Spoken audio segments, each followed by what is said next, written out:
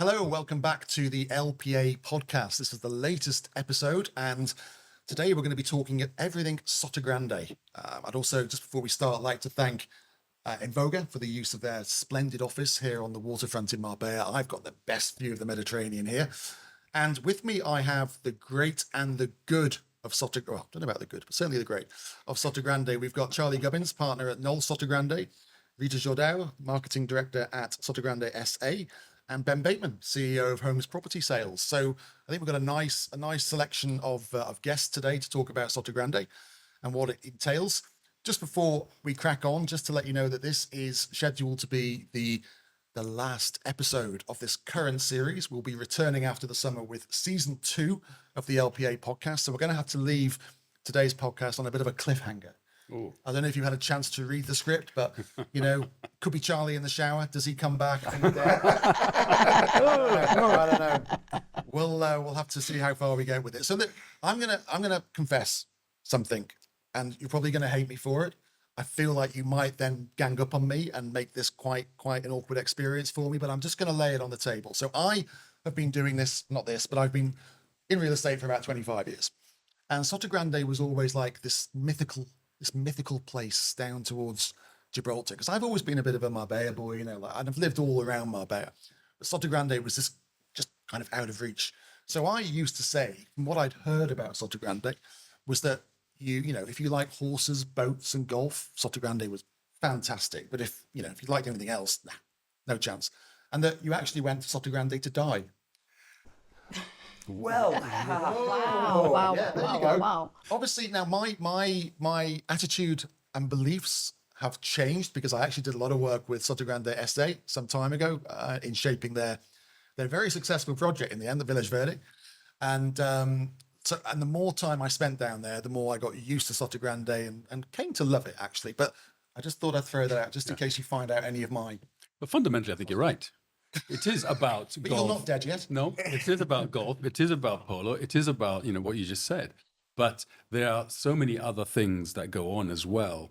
And not everybody absolutely loves what happens in what we call Marbella, because Marbella is more or less where we are now. But there is Zagaleta, which is not really Marbella. There is, as you go along the coast, different urbanizations. So I've never, and I don't think any of us, compare Sotogrande with what is called Marbella. It's different to that. First of all, let's get really down to the basics. Where is Sotogrande? For those people who maybe only know Marbella, how far is Sotogrande down the road? 35 minutes it took me. 35 minutes. 25 minutes to Cadiz, 35 minutes into Marbella, depending which end you want to drive into. It's straight down the motorway. There's no traffic in or out. It takes as much time to get to Marbella and back from Marbella to Sotogrande as it does 365 days a year, because we're on the motorway. We're not burdened by traffic inside an urbanization or a town with traffic lights and roundabouts. So for us to be able to go to Banús or be able to go to Marbella, we know exactly how long it's going to take. And as residents of Sotogrande, Rita, I don't know if you are local to Sotogrande. I am. Okay. So how often would you come down this end of the coast, or would you just not bother? It's actually quite interesting, because I moved to Sotogrande about 2.5 years ago with my husband and our son. And, at the beginning, and, having Marbella 35 minutes from Sotogrande, it's actually a great message to pass on to buyers that decide to move to Sotogrande, because most buyers that move to Sotogrande, they want that privacy. They want, and you'd be surprised at the average age of the residents in Sotogrande. It's actually very much, and especially full-time residents, it's very much connected with the schooling and that family life. But when I moved to Sotogrande, I thought, actually, it's great to have Marbella, to have all those restaurants, nightlife, etc. We'll probably go there often enough. You know how many times I've been? Go on. Once. Really? because actually you don't need to come to Marbella, because you have everything in Sotogrande. You have it in a different fashion, in a different form. Yeah. But you have everything there. You have that social life happens more maybe indoors, maybe inside different houses of the families. But you have it. You don't need to search for anything else, actually. Ben, Charlie, how often would you come to the dark side? Would I come to the dark side maybe twice a year, unless it's on business. Did you bring your passport today? No, I don't bring a passport, but I do come very relaxed, because time to time I might go to one of the beach clubs. very rare that I do, but I always come for a good laugh because people watching it's hilarious.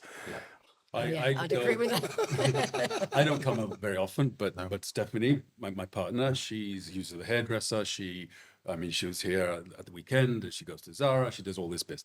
But I think what's important is that two things. One is, I think maybe not Rita, but our average commission has come down as we share more, and we're sharing more with people from Marbella. Who's coming from Marbella? If you were 30 and bought 30 years ago in Marbella, you are 60 today, and you do not like to be in a traffic jam. You didn't buy into that. You don't like the security issues that we hear about. You don't like all that. And you can come down, sell your 5 million house, buy a 3 million house, 2 million change, and still be back here 35 minutes with your best friends in your restaurants, and go back to Sotogrande and wake up in peace and quiet. What is Sotogrande? I mean, if you could try and encapsulate it in a sentence or two, how would you describe it to Can I someone say what she's going to say? Go on. The art of living. That wasn't actually good.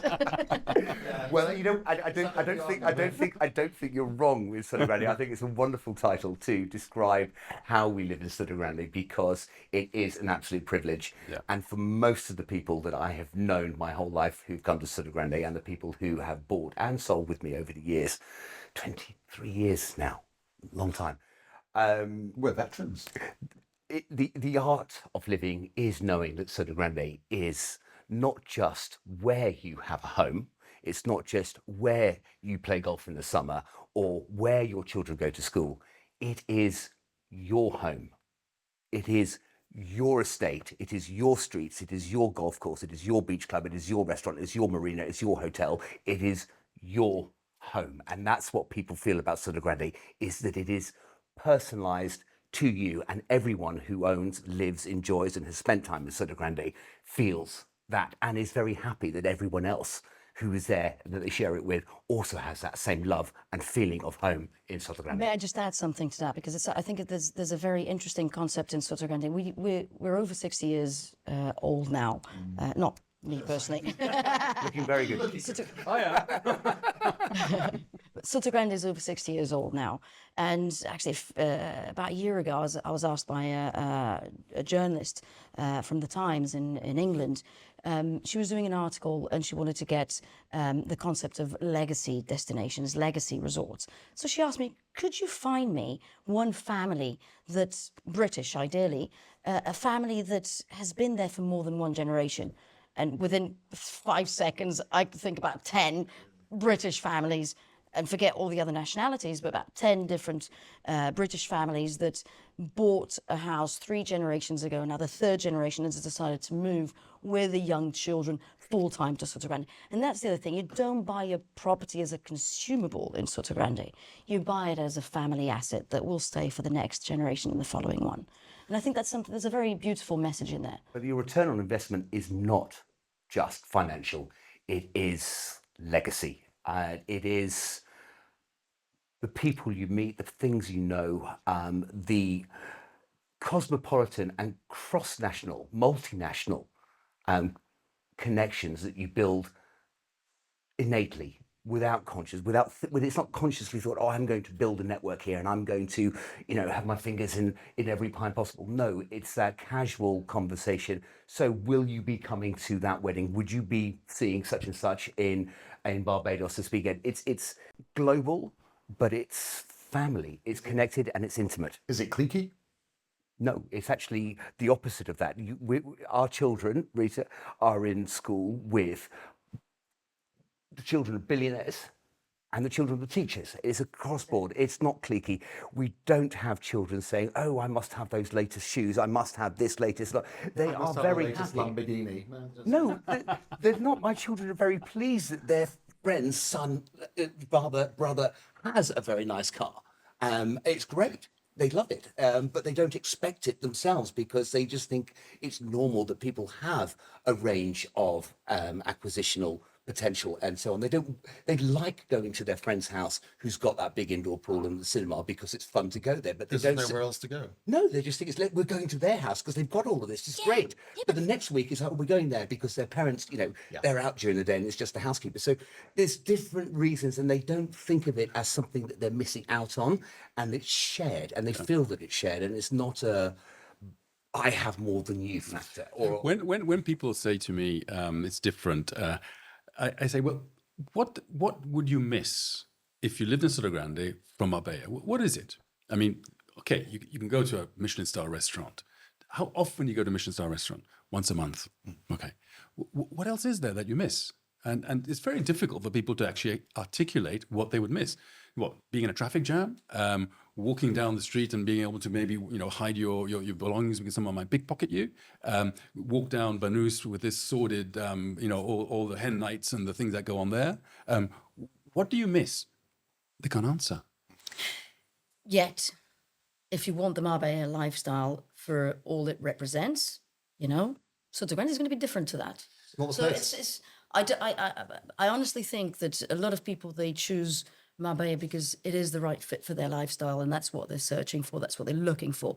They want to be seen. They want that busy life. They don't mind the traffic jam, etc. But a lot of people, they haven't discovered something else. that's a key factor. They don't know it's there. So having come back and started working in the business in 2002 and working with our colleagues up here in Marbella, there's one event that I'll never forget, and I use it as an anecdote from time to time. It was Saturday appointment at 10:30 to meet at the entrance to the marina, an agent from Marbella bringing their clients. And he had been touring his clients all week, and they had been insisting that they wanted to go to Sotogrande. And he called me on the Friday evening and said, look, I need to show Sotogrande. They're desperate to see it. They're clearly not interested in anything in Marbella because they only want to speak about Sotogrande. What have you got? Eventually, he arrived after various delays at 12:30, which was rude. And he got in the car with them. And the first thing he said was, so Ben, are Sotogrande so desperate to sell apartments that they're giving away the berths for free? I said, no. And, is it always this windy here? I'm sort of getting a little bit confused as to why, having had me waiting for over 2 hours and desperate to get his clients into Sotogrande, that his first conversation is, killing Sotogrande. And the next thing he said, isn't the refinery so close that everyone dies of cancer?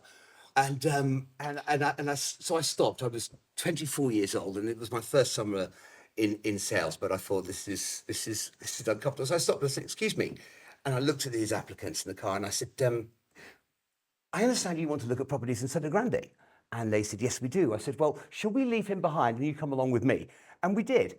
And what I'd heard that he had been saying all week about Sotogrande, so that he didn't have to drive down, Sean, to Sotogrande, was that Sotogrande is windy, the climate is terrible, that lifestyle is dead, that there's no one there, that you are dying or you're about to die because of the age that you are. And that you can never sell property there, so the developers have to give away the berths, they have to give away whatever it is. And something changed in 2021. And Was it called COVID? it was COVID, yes. Well, it was post-COVID. And what it was that it was very, very hot all the way from May right the way through the summer. And there was no air, like most summers. It was just very hot. But another summer that was hot. And someone said, God, it's really hot here in Sotogrande. I was told that it wasn't. I said, well, we have to blame the Marbella agents for that. And he looked at me dumbfounded as to why. And I said, well, apparently for the last 50 years, it's been windy here. But seeing as though Sotogrande is now famous and popular with the Marbella agents, apparently it's not.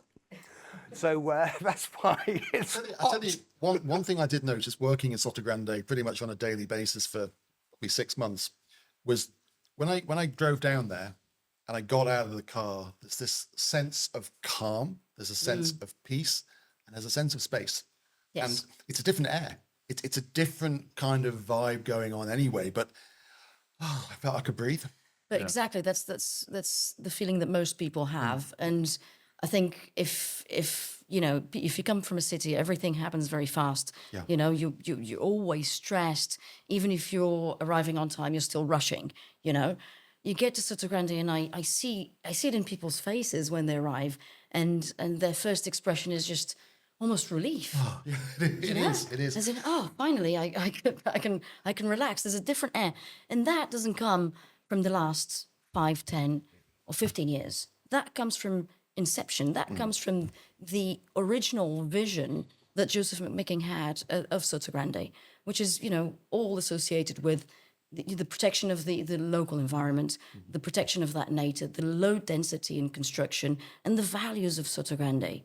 And the values are based on a healthy lifestyle, privacy, security, family, and obviously all the sports that you mentioned at the very beginning of this conversation, but also a very much a local community and a healthy local community. Whereas Ben says, you know, you blend in with multimillionaires and with the son of the caddy master, with whom my son, for instance, learns to play golf on Wednesdays and Fridays. So, you know, it's that healthy lifestyle, not just from a physical point of view, but from a mental point of view. What would happen if I had a family and none of us were really into golf or polo or sailing?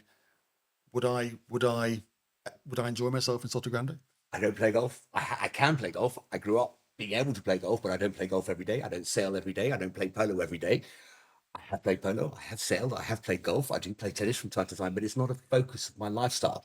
It's just something that you can do when you decide you want to. It's right there on your doorstep, and you can, and everyone does.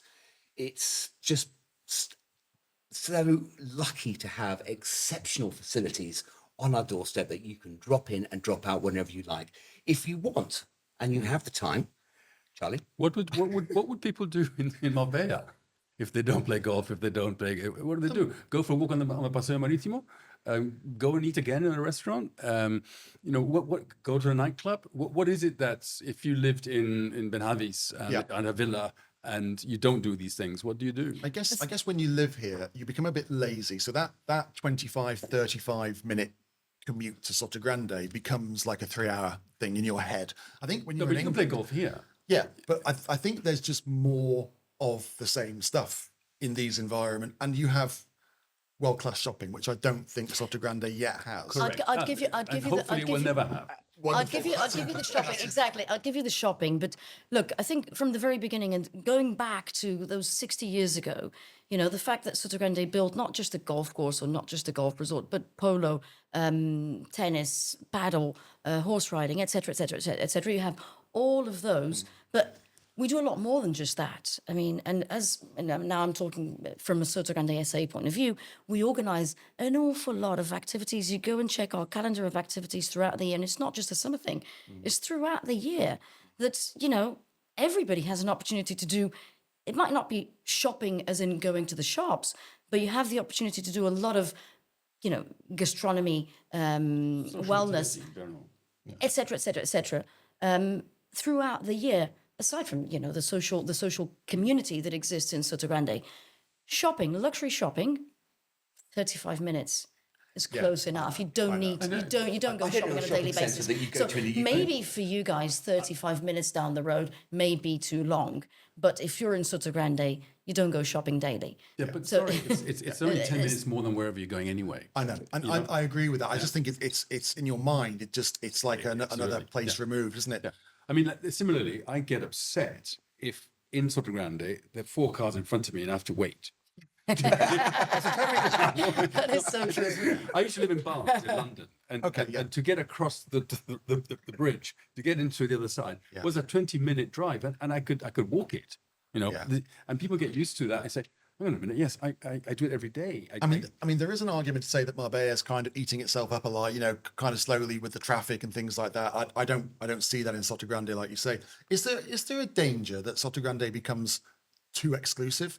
Like, if I want to go and I want to learn to play golf, I'm not going to step onto the links at Valderrama, am I, or La Reserva, or but can I be rubbish at something? And I know I saw a podcast I think you guys did about the Golf Academy? Yes. Which I would probably go to rather than Great addition to the Sotogrande. Exactly. I mean, speaking about golf specifically, the concept of golf, and that's what makes Sotogrande quite special and very different. Because you're a keen and good golfer, aren't you? Keen for sure. Both. Yeah, right. We won tournaments together. She played. Okay. Golf royalty. So from a golfing perspective, not just from a golfing perspective, but that's the base of Sotogrande, is that it wasn't built from a purely commercial, a touristy point of view. It was built from a residential point of view. And the fact that Because it's a man-made resort, isn't it, really? it is, I mean, there was nothing there. Before Joseph McMicking, there was basically nothing there. Five Exactly. farms. And the interesting thing is, it was the master plan was designed from the very beginning. So the number of hotels that were going to be built was defined from back then. And the fact is, it was built from a residential point of view versus a touristy point of view. If you go there in the summer now, you hear all the residents of Sotogrande at the school saying, "Oh no, but the summer there's too many people." Quite frankly, there's nobody. You can still go to the beach. You park the car in front of the beach. You go to the Chiringuito. You live your life as if you're in a different world, because the rest of the Mediterranean coast, quite frankly, in August is an absolute nightmare. Oh, yeah, I went Last year I went away and I decided I'm never going to go away ever again from Sotogrande in the summer, because there's no point. This is the best place in Europe to be in the Yes, summer. that's right, yeah. Well, So- Sean, you said it. And going back to that concept of residential also applies to the golf courses, and that is why the golf courses are basically member clubs. Yep. And that is why you can still go and play a round of golf in Valdrama, but you're limited in the number of spots that you get on a daily basis. The same happens with Real Club Sotogrande. La Reserva is still open, mostly open to the public.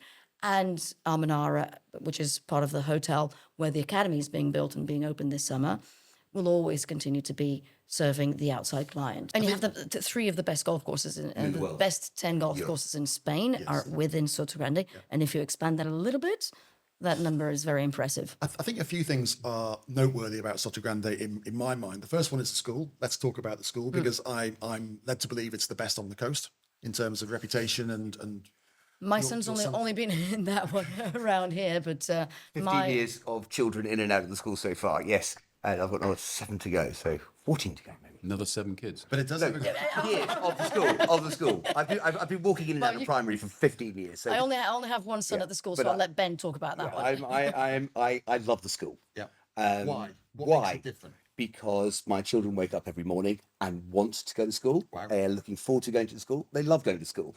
The summer holidays come and the Christmas holidays come, and yes, they still have their friends around, but at the end they are wanting to go back. They value their time there. They value what they're learning, how they're learning it, and it's just wonderful that they actually enjoy school. Now they're all in primary school at the moment. They're young, but for me, I think it's important that when children start learning, is that they are enjoying learning. And because it's going to get difficult when you've got GCSEs, A levels, IB to study. That's when it gets tough. And if you haven't enjoyed school before then, what hope do you have of being successful? So I'm very lucky as well. I've got 2 older daughters. Jasmine is in her first year at Liverpool, or just finishing her first year at Liverpool, studying law.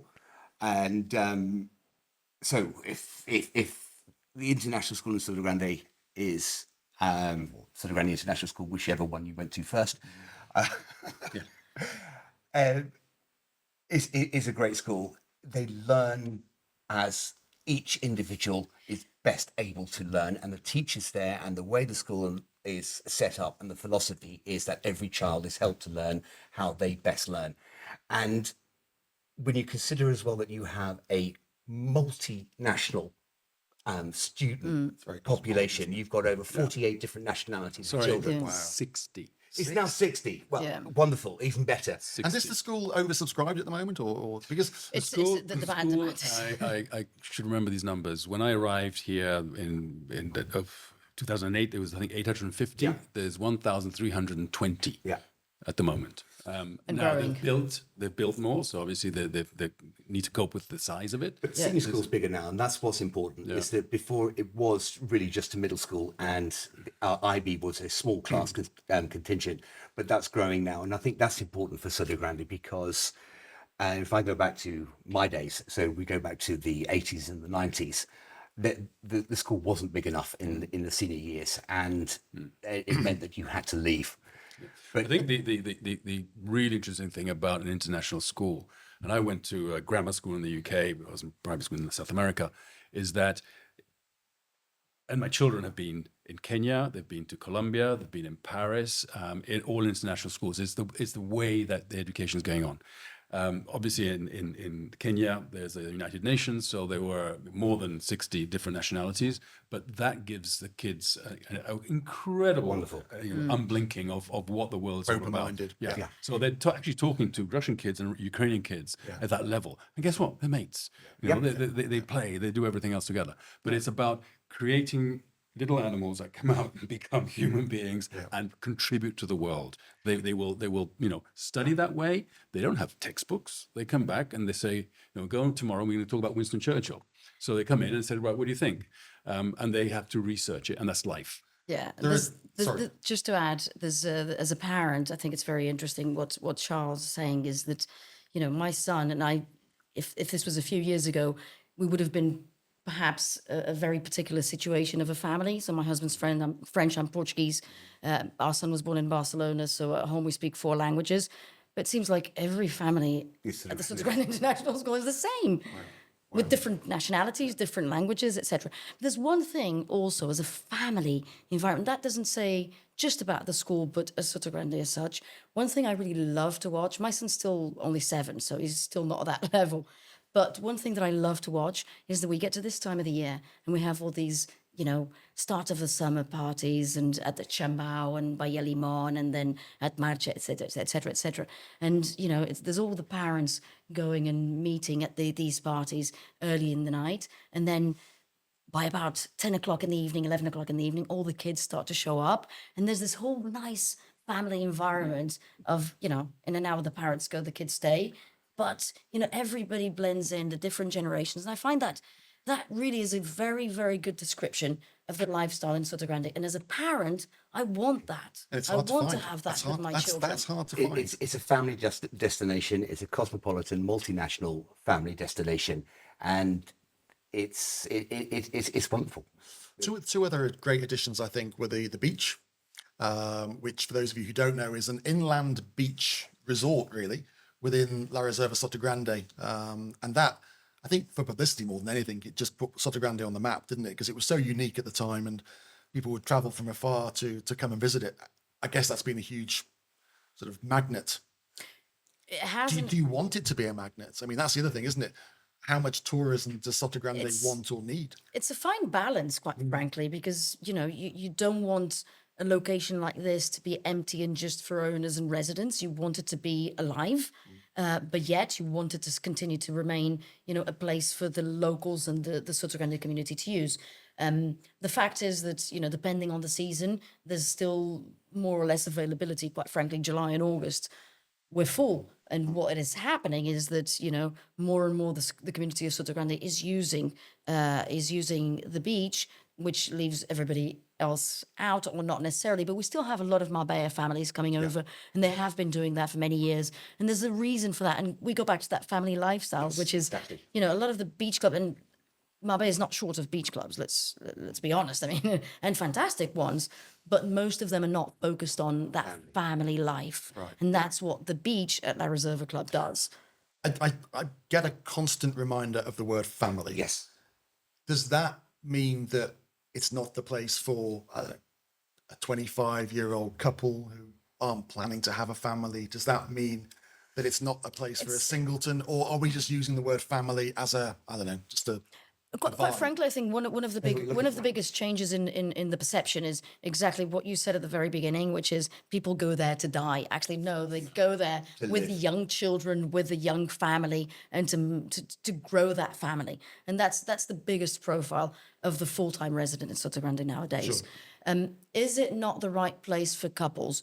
I know couples that don't have children that have chosen that lifestyle, but that's a lifestyle choice. They want to live in a healthy, natural environment. They want that privacy, that different culture to Marbella.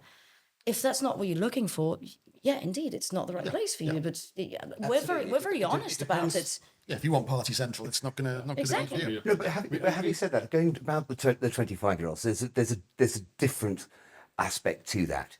and that is where families do have their family homes in Sotogrande and have done.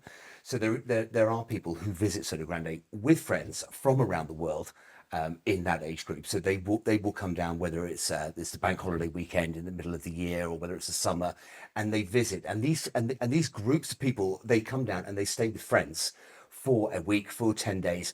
And it's not about coming down and saying, well, we're going partying, we're going to do this. No, it's a group of lifelong friends who are saying this summer or this time we are going to Peter's place in Sotogrande. Maybe they then go play golf in Barbados at Christmas with the same people, or go to the chalet in Chamonix at Easter skiing. But it's a circuit that that people do. So there is a lifestyle there, and there is a community of people who do that, but it's very different to what you might expect of a 25-year-old couple going away on a lovey-dovey weekend where they're going to go and have a party. No, it's not the same thing. Yes, they're doing the same thing, but they're doing it as a lifelong group of friends who don't see each other every day because they live in different parts of the world. Also, that second and third generations that keep coming back. You make it sound incredibly upper class. I'm from a working class background. Does that mean I'm not going to be welcome in Sotogrande? Well, that's actually quite interesting because I hear the question a lot, that question. And quite frankly, perhaps at the beginning it may have been a little bit like that 60 years ago.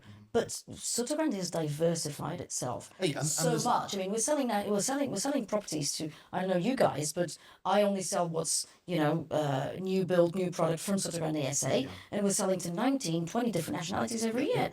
So and those 19, 20 different nationalities come from very different backgrounds, different nations, and it's not necessarily about class and wealth. It's about ethos. It's about what you think and what you value in life, and from the friends and you people don't get much riffraff, do you? You don't get much riffraff.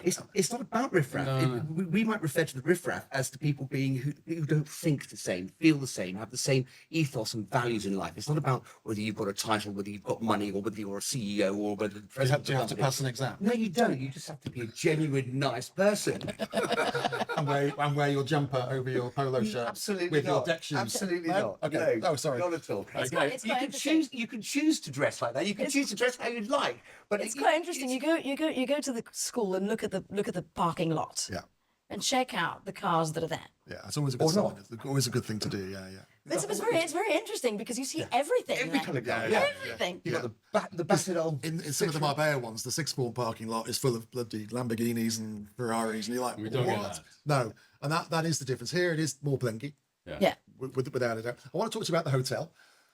Because again, that was always one of the things that you couldn't tick the box, could you really, for Sotogrande? You couldn't say, where's that world-class hotel and spa? And now you have it. That's why we did it. And this was a nightmare for me, because when I was working for Sotogrande SA doing some consultancy work, I came up with this marketing plan. It was all like pictures of people having barbecues, with the jumper over there. But it was just like representative. Probably why it wasn't you. That's Spanish. But it is. But just representative of the laid back Sotogrande lifestyle. And I called the campaign So Sotogrande. And then the guy said, you can't use that because the hotel. Oh, so because it was like 12 months of the hotel was going to be. But that's an amazing place, isn't it? It is, and it's doing a lot of things for us, and it's getting better and better. When you open a hotel, there's a learning curve, and there's we've learned a lot from the first year of operation, and I think we've gone a long way. It does a couple of things. It puts that 5-star property in Sotogrande, which was desperately needed. And a lot of the clients that we get, especially outside of the summer season, are actually real estate clients that come and check properties, buy properties. And then it does something else. It offers something else to the local community as well. It really has, and our objective was to open the doors of the hotel and create another hub, another place for the community to come and join. So actually, you look at the gym, for instance. The gym, we have a membership at the gym. So we have about 200 members that are members of the local community that use the gym as their day-to-day gym and spa. The restaurants have gone a long way. I mean, the bar IXO is now always, never mind what time of the year it is, what day of the week it is, there's always an atmosphere, there's always local people there, so which is great to see, and the restaurants as well. I've been to the Marcha, which is the pool restaurant opening for the last 4 or 5 years. It's got bigger and bigger and bigger and bigger. And now you have to make an appointment. Appoint.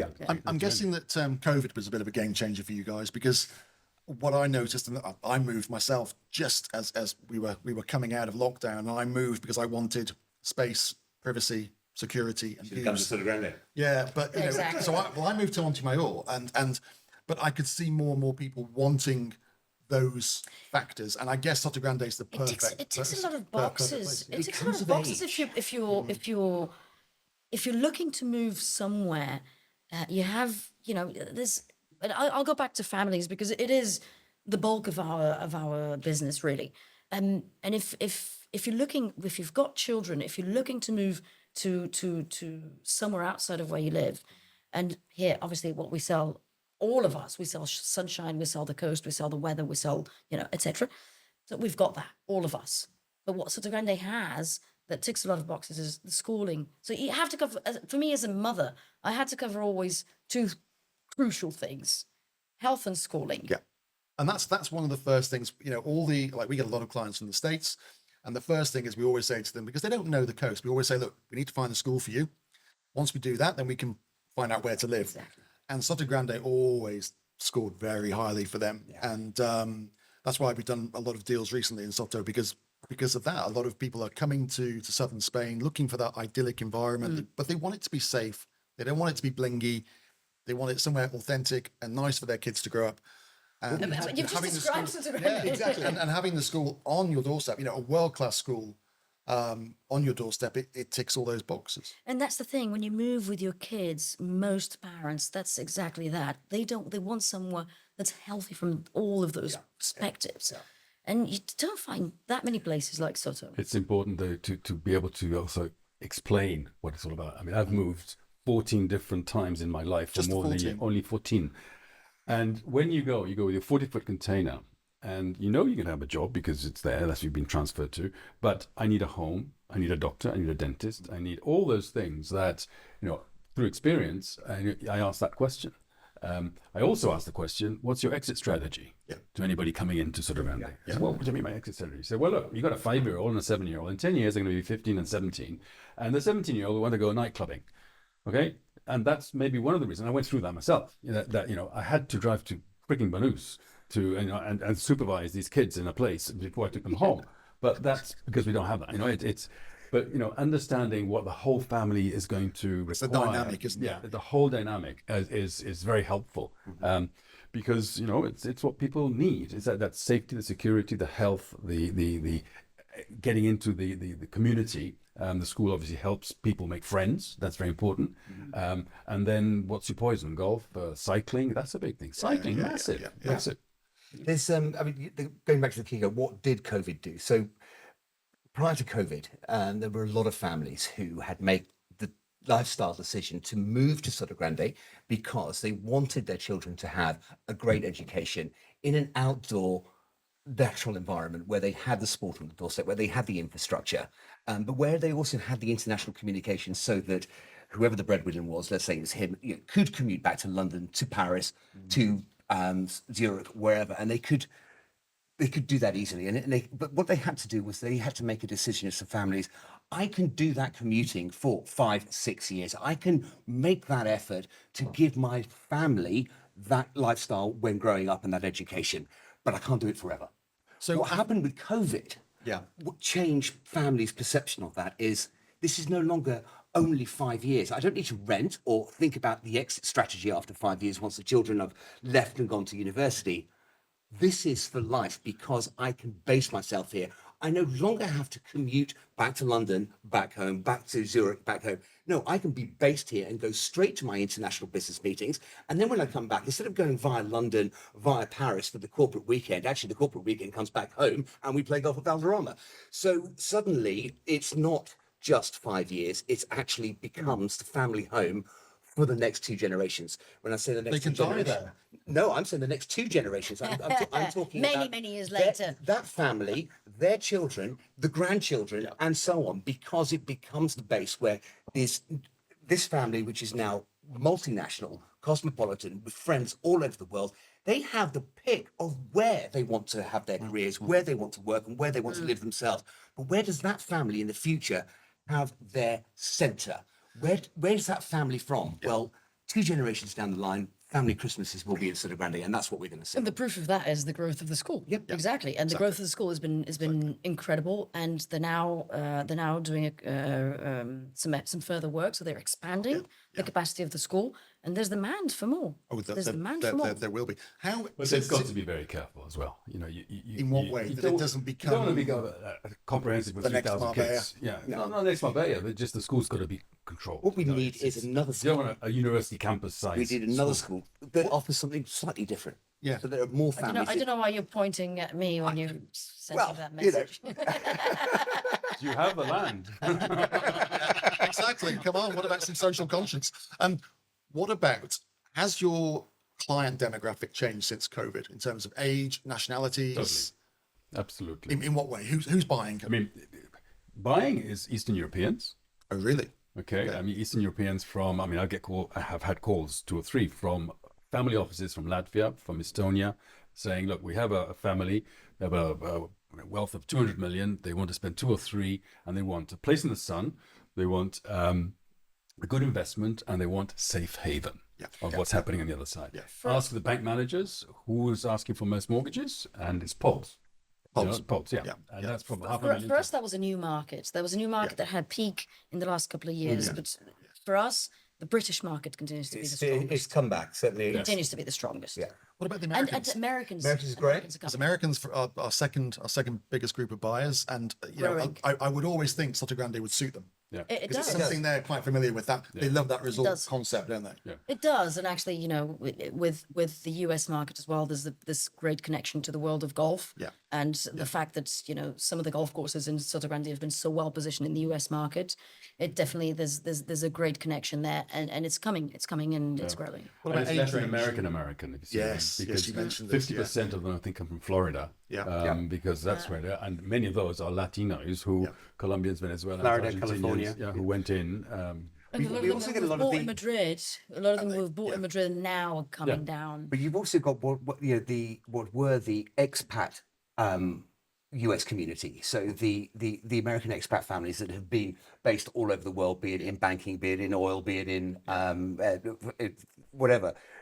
Those families as well, when it's got to this generational point where their children have grown up as expat children and have gone to university in different countries, and suddenly there's this family where are we going home to the States, and our children are now based in Europe or based in Asia? Well, we're never going to see them. They're the other side of the world. So what gives you as a family that place where you want to retire to, per se, or have a family base where you can keep in contact with the next generations of your family because you've had this expat life?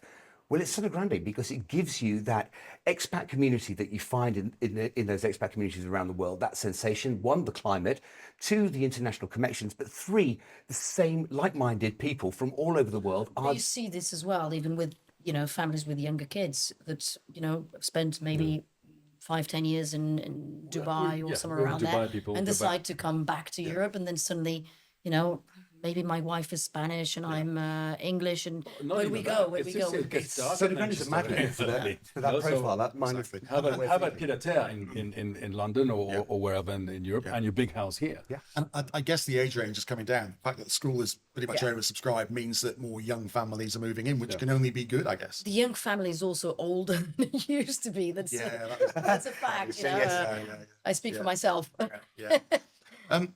In terms of La Reserva, just talk about La Reserva just for a second, because it's the final sort of quarter of the Sotogrande story, isn't it? You've got lots of land.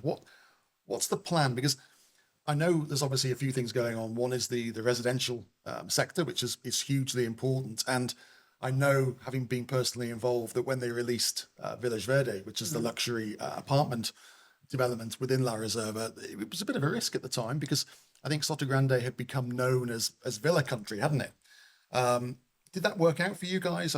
Pretty much sold out, aren't you? Yeah. I mean, 1 unit left. Yeah. Wow. And what's next? I mean, due to the success of that, has it made you think, okay, more of the same, or again, is it, you know, how much apartment? How much can I say? How much can I say? But That's the question. what I'm trying to find out. What I'm trying to find out is what do people buying a Sotogrande want? Do they want villas or do they want apartments? Look, I or think is it there's- now a mixed bag? It's a mix, and you know what happens very often is and it's very interesting with Village Verde. And, I try to run a few statistics once in a while on the specific buyer of Village Verde. And it's very interesting because most of the people that bought in Village Verde were people that were not previously in Sotogrande. There are some that were previously in Sotogrande for one reason or another, sold the big house, the kids are maybe gone from the house, so decided to downsize a little bit, but go for a very good quality product. But the big majority is people that are new to Sotogrande, that bought into the concept of Sotogrande with Village Verde. Yeah. Okay. So what we see there is a lot of people now wanting to upgrade. Okay. There is demand for that product. That is very clear. At the same time, we are not in the business of, increasing the density of construction. So actually we're building in even lower density than what is allowed in Sotogrande. It's already low. In any case, there is demand for that type of product, but there is a lot of demand for finished products in terms of villas. And villas of, if you put a product in the market now at 2, 3, 4, 5 million, there is a huge amount of demand for that type of product. Unfortunately, we're not being able to deliver at the same pace as we would like for multiple reasons, but mostly, bureaucratic reasons. But we are getting there. We've started the construction of a new villa, Retiro. We're hoping to start the construction of a second villa, Villa Lago. Okay. And we have a couple of other projects that should be kicking off very, very soon, I hope. And obviously, as you know, the other level of the product, which is the 15 and the 7, the 15 has been hugely successful in the last 6 months. And we've just sold in the past 6-7 months 6 plots. Wow. in the 15, and the 7 is the next. Can I ask you guys, are you struggling for inventory in certain sectors? I mean, what is it that people are coming to you and you're going, I haven't got the stock? We are struggling with inventory, and fundamentally the reason is when you own in Sotogrande, why do you want to sell? So we are relying on new product coming into the market that satisfies the need for the demand within the internal market, because fundamentally, If they're not building it, who's well, there are a few little plots, but that's mainly the We issue. will be building it. That's mainly the issue. Trying to get it out. Is when you've got inquiry, when you've got a demand of perhaps somewhere in the region of 300 to 400 new buyers a year coming into Sotogrande, we don't have that many properties on the resale market. We have properties across the board, from your golf share up to your 22 million euro villa. But this is what's wonderful about Sotogrande, is that there is this broad range of prices, styles, qualities, etc., and locations. But fundamentally, what is also growing tremendously in Sotogrande is what I refer to as the internal market. The internal market is proof that Sotogrande is becoming a permanent destination for people, because they are moving to Village Verde. They are not expecting to enjoy and spend the time there that they had anticipated. They're enjoying it more, and they realize they're going to spend more time. They might now want to live here because at the school they didn't realize that was there. They realize they can now post-COVID, and suddenly it's the villa. So the internal market is a fundamental change for the dynamics of the property market, not just in Sotogrande, but I think also along the coast, that we've seen since the 80s. So we have the end of the 80s, we have a recession, beginning of the 90s, and the market along the coast, Marbella and Sotogrande, it stopped overnight, because the market was always reliant as a secondary destination for second homes, for holiday homes, one in, one out. So you need an external buyer coming in to buy, so that's almost like a Ponzi scheme, but it's not, of course. But now what you have is the fact that, so when you had an external shock, be it the pound falling out of the ERM, be it a war in Iraq, be it COVID, be it financial crisis, whatever it is, when there's an external shock, the first thing demand side stops doing is buying their second home, their luxury accommodation. Or having to sell. Or having to sell as a result of that. So there's another factor there in Sotogrande which we can come to. But with the internal market, like any city around the world in countries, is that people move within that city. You're not affected by external shock. Yeah. So when the market stops moving because of an external shock, because I don't know, let's wait, and it doesn't, you lose that confidence and it stagnates. However, with an internal market, it doesn't stop instantly, because well, I'm still needing to move to a bigger house. I'm still needing to sell because I'm needing to downsize. I'm still needing more. So the market continues moving after the external shock. Yeah. And when you're outside, you think, well, actually, it's still moving. So it's not affected by whatever new political crisis is created by our politicians on a daily basis. Charlie, what do you think? Do you think we're heading for some external shocks? Because there's a lot of talk about the world's a crazy place at the moment, isn't it? Let's be honest. Yeah. And there are external shocks. We had an American couple last week who were touring with us, and they went to Portugal as well. These are, I would say, elderly people. I mean, mid-70s, and they don't like the Trump situation, and they're coming over here. But once they looked and they saw and they fancied one house quite nicely, they gave us feedback and says, look, until Mr. Trump calms things down, until the stock change, the stock market is calm, we will want to wait and see. But at the moment it's okay because it is very violent. But going back to your question about inventory, yes, we're short in inventory is the answer. But Sotogrande is 60 odd years old, and therefore you have product that's been around very long time, which is no longer fit for purpose. Okay, so particularly on the Costa side, you're now seeing big cranes. And why the big cranes on the Costa side, which is saturated with housing, and maybe there's one or two plots originally there, that's all that's left. It's because people are using the properties year round. Previously, someone in Madrid would send the driver down a week before, say open the windows, air the house, paint the bit of moisture, we spend summer there, and we come back and just lock it up again. Beach house. The beach house. And now people are coming because of technologies being better. You can now have underfloor heating and have big windows, because Andalusian architecture was wide walls and small windows to stop heat going in and out. Now we can have these views and everything else. So that's changing. And you see now down on the Costa side, property which is being refurbished constantly. So that's a new market. Why aren't And thank you, just 1 second. Thank you for bringing that question, because I just wanted to clarify, we are building. I was going to say, why aren't more developers getting involved? Because there's lots of land. There are. Does that mean the land is? There's a tremendous number of properties coming In La online. Reserva, There are. Rita has There are. competition. But I'm talking multifamily stuff. Yeah. There are developers Because these coming guys have around proven in that there's different demand areas. for There's a finite amount of land as well in Sotogrande that you have to think about. You've also got to grow. You can't just take a plot of land out in the middle of nowhere and say, let's build some multi-family units there, But- like you do here in Marbella, when it's not part of the community and it's isolated. And You it's can't build not anything just that. You can't build anything in Our point of view and our strategy from the very beginning as Sotogrande SA has not been to put as many properties on the market as we can.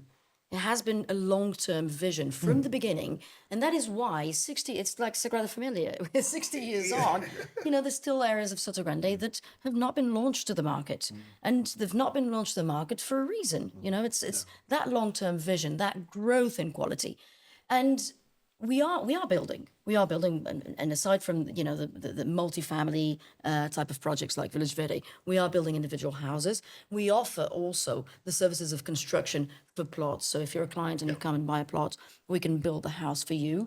And we are even doing something else, which is with the plots of the 15 and the 7, because of the scale of that type of property and because of the type of client wanting to personalize them to a certain extent. But yet people are in a rush to have their homes delivered and finished and move in. What we're doing is trying to find the right balance between those two situations. And what we've found that is actually working very well is putting a project on a plot, developing that project to the point of having the license, but we wait for the customer to arrive to start the construction, make the final adjustments and do the construction. But with that, you gain probably a year and a half in the process. It's a bottleneck in the town. There are 2 or 3 other people doing that. I mean, there's one in La Reserva. It's got 5 houses going up at the moment. And they are, going to deliver, and they don't have cheap prices. I mean, they're I'm conscious that we're running out of time. Unfortunately, I'm going to ask you all just a final question. I feel it's a tricky one. No, it's if you could recommend somewhere to go in Sotogrande to me, so or to somebody, to Alfredo, or something that you like doing in Sotogrande. Charlie, what would be your favorite thing or favorite place? I'm a golfer. And for me, it's been golf. I mean, I'm too old to play rugby. That's what I used to do. But for me, it's golf, and I'm very fortunate to be a member of the Real Club, and that's where I spend most of my Is that your happy place? My happy place is that, but also my podcast now. I spend a lot of hours organizing that and doing that, and it's very entertaining. It's something that I don't feel is work, and I just enjoy it. It's good fun. So for you, the perfect day would be a game of golf. Podcast in the afternoon. A perfect day, yes, would be game of golf. Yes. Ben? Well, it's summer Today, well, last week, finally, you see the jacaranda come out in Sotogrande, and the summer is here. It smells like summer, feels like summer. So, what's the perfect day? Well, it depends what I fancy today. Whether it's going down to the beach to a chiringuito, whether it's going to the beach in La Reserva, whether it's watching a polo game at one of the tournaments that's up during the afternoon, playing some paddle with some friends, going for a walk on the beach, taking the dogs out for a walk, going for a cycle ride, going for lunch.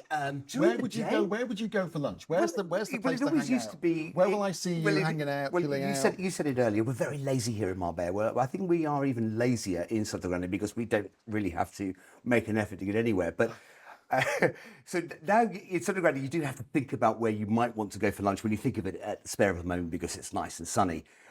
So really it is that. It's just to be able to, you just drive out and you find what looks nice and you stop and you go there. So whether it's you might want to go to the Chiringuito, but there's lots of people there, so you go to the marina. But everything is very close by. It's at your fingertips. And the most important thing about Sotogrande is actually just getting out and driving around. It's beautiful. Rita, come on, name some names. Give me some endorsements. Where would you hang out? I'm going to give you a couple of. There's many happy places. I mean, Sotogrande is a happy. And the thing is, you don't want to tell me in case I rock up one day. That's the problem, Exactly. isn't it? Yeah. No, look, I think I'm a golfer myself, and I enjoy golf to a different level nowadays as a mother. So one of my happiest places is going to play 9 holes on a Friday evening with my husband and my son. Nice. Very casual, no rules, no. Yeah. So we go to Almenara, so it's very relaxed. Okay. Another happy place for me would exactly be just that, just sitting down at the beach, enjoying those views of Gibraltar, Africa. And that's very unique.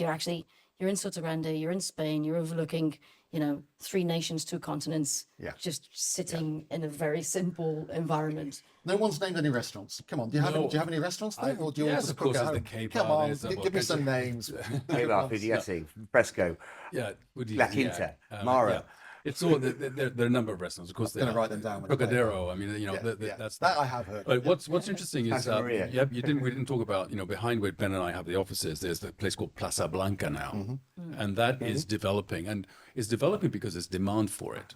So we have a couple of estate agents have gone in there. We have a couple of restaurants. We've got a very good restaurant that's being built at the moment. And a new bakery, a French bakery. A new bakery called Opera.